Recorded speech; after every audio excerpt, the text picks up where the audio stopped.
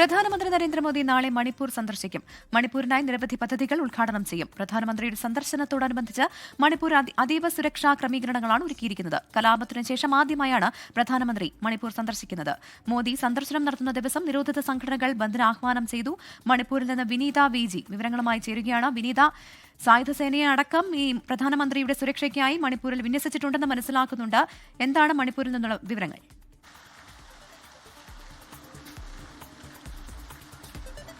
തീർച്ചയായും പ്രവിത സൂചിപ്പിച്ചതുപോലെ എല്ലാ മേഖലകളിലും അതീവ സുരക്ഷാ നിർദ്ദേശങ്ങൾ തന്നെയാണ് നൽകിയിരിക്കുന്നത്. ഇംഫാലിലും ചുരാചന്ദ്പൂരിലുമായാണ് പ്രധാനമന്ത്രി നാളെ സന്ദർശനം നടത്തുക. ഉച്ചയ്ക്ക് 12:30 അദ്ദേഹം ആദ്യം ചുരാചന്ദ്പൂരിലേക്കായിരിക്കും എത്തുക. ചുരാചന്ദ്പൂരിനെ സംബന്ധിച്ചിടത്തോളം കുക്കിക്കൊക്കെ വലിയ രീതിയിൽ ഒരു ആധിപത്യമുള്ള മേഖലയാണ്.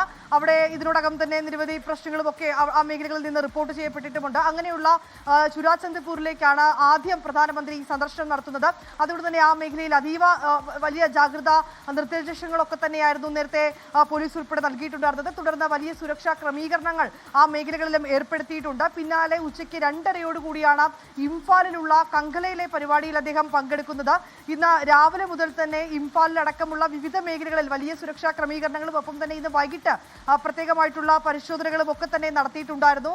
സംസ്ഥാന പോലീസിന് പുറമെ കേന്ദ്രസേനയെ കൂടി വിവിധ മേഖലകളിലേക്ക് ഇറക്കിക്കൊണ്ടാണ് സുരക്ഷ ഉറപ്പാക്കിയിരിക്കുന്നത്. ഒപ്പം തന്നെ ഈ മണിപ്പൂരിനെ സംബന്ധിച്ചിടത്തോളം ഈ വംശീയ കലാപങ്ങൾ ആരംഭിച്ച് കൃത്യമായി പറഞ്ഞാൽ 2 വർഷവും 4 മാസവും പിന്നിടുമ്പോഴാണ് പ്രധാനമന്ത്രിയുടെ മണിപ്പൂർ സന്ദർശനം എന്നുള്ളത് തന്നെയാണ്. ഈ സന്ദർശനം ആദ്യഘട്ടത്തിലൊക്കെ തന്നെ പ്രതിപക്ഷം ആവശ്യപ്പെട്ടിട്ടുമുണ്ടായിരുന്നതാണ്.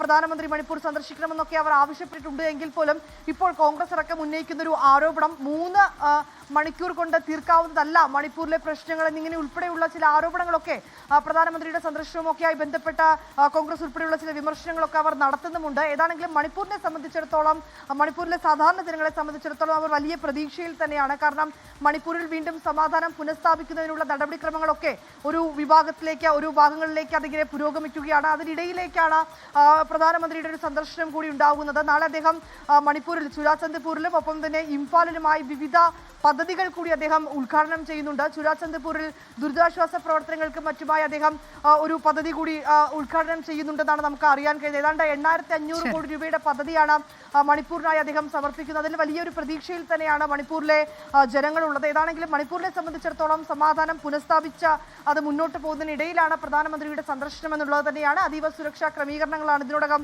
സംസ്ഥാനത്ത് ഒരുക്കിയിരിക്കുന്നത്. പ്രവിത, വിനീത VG ആണ് മണിപ്പൂരിൽ നിന്ന് വിവരങ്ങൾ നൽകിയത്. ലോകത്തെവിടെയായാലും ഏത് സമയത്തും 24 വാർത്തകളും ഓഗ്മെന്റഡ് റിയാലിറ്റി പാക്കേജുകളും എക്സ്പ്ലെയിനറുകളും വിശദമായി കാണാൻ ഞങ്ങളുടെ YouTube ചാനൽ നിങ്ങൾക്ക് സബ്സ്ക്രൈബ് ചെയ്യാം.